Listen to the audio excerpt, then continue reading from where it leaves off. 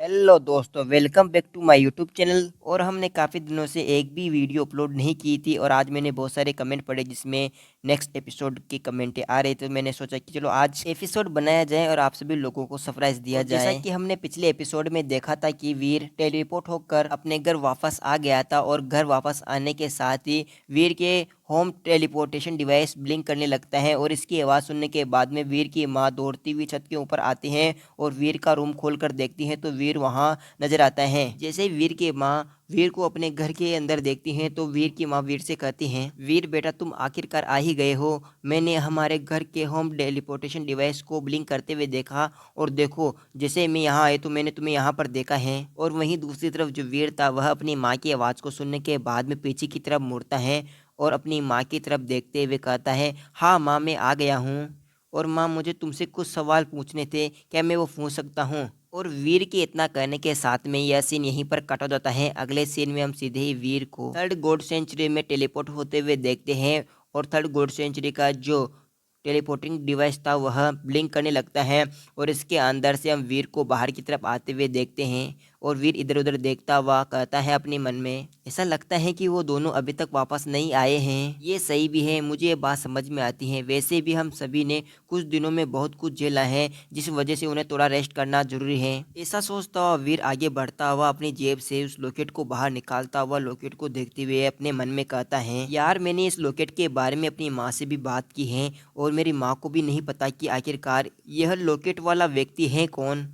मुझे कुछ भी समझ में नहीं आ रहा है। ऐसा सोचता हुआ वीर इस लॉकेट को अपनी जेब में रख लेता है और सामने की तरफ देखता है तो वीर को अपने सामने की तरफ बहुत सारे एलियन नजर आते हैं जिनकी डेड बॉडी ऐसे ही पड़ी हुई होती है।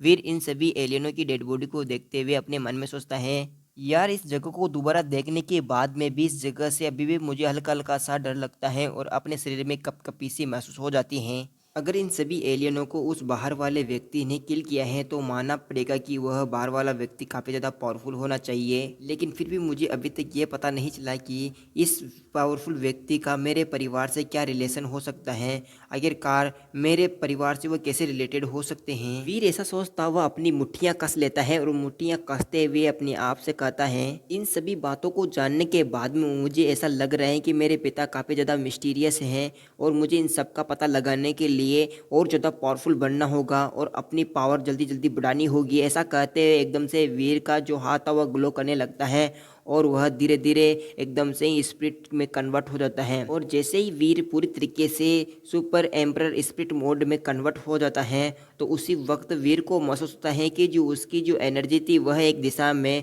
सो की जा रही है और उसकी एनर्जी लूज होती जा रही है। और वीर की ये सारी की सारी जो एनर्जी थी वह सीधे ही जाकर स्पिरिट टेम्पल के अंदर लगी हुई जो मूर्ति होती है उसके माथे में जाकर इकट्ठा होने लगती हैं। जैसे यह एनर्जी इकट्ठा हो जाती है तो उसी वक्त हम देखते हैं कि ये टेम्पल की मूर्ति के अंदर से एक आवाज़ आती है जो वीर से कहती है, आपका स्पिरिट स्टोन स्पिरिट बेस से कनेक्ट हो गया है, क्या आप स्पिरिट बेस में जाना चाहते हैं। मूर्ति की इस आवाज़ को सुनने के बाद में वीर मूर्ति के पास जाता हुआ पूछता है, वैसे ये स्पिरिट बेस है कहाँ पर। वीर जैसे यह सवाल मूर्ति से करता है तो उसी वक्त जो मूर्ति थी वह वीर को अपने अंदर खींच लेती है और वीर यहाँ पर रुकने की कोशिश करता है लेकिन यहाँ पर जो मूर्ति थी वो अपना फोर्स बढ़ा देती है और वीर को अपने अंदर खींच लेती है। मूर्ति वीर को अपने अंदर खींचने के बाद में सीधे ही स्पिरिट बेस के वहां पर लैंडिंग करवा देती हैं और वीर यहाँ पर हीरो की तरफ लैंडिंग कर लेता है। वीर इस जगह पर लैंडिंग करने के बाद में अपने आप से बड़बड़ाते हुए कहता है,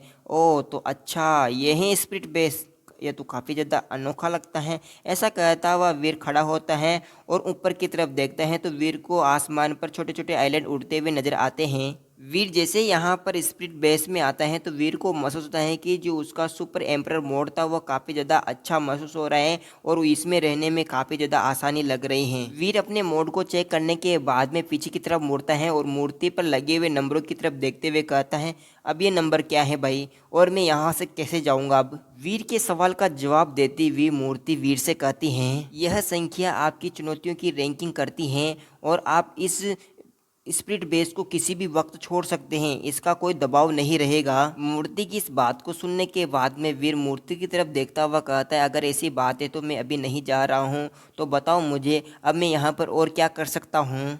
इस बात को सुनने के बाद में जो मूर्ति थी वह वीर को जवाब देते हुए कहती है, पहले आप अपने स्पिरिट बेस से किसी दूसरे स्पिरिट बेस को चुनौती दें और इस चैलेंज को जीतने वाले को जन्मजात जीनो पॉइंट मिलेंगे और हारने वाले को वह जीनो पॉइंट खोने होंगे। स्पिरिट की मूर्ति की बात को सुनने के बाद में वीर सोचता हुआ अपने आप से कहता है, अरे यार ये तो बिल्कुल क्वालिफाइंग राउंड जैसा है। जिस वक्त वीर ये सब कुछ सोच रहा था तो उसी वक्त वीर के पीछे अचानक से ही एक स्पिरिट आ जाती है और वीर से कहती है, अरे वाह, यहाँ पर एक नया प्लेयर है।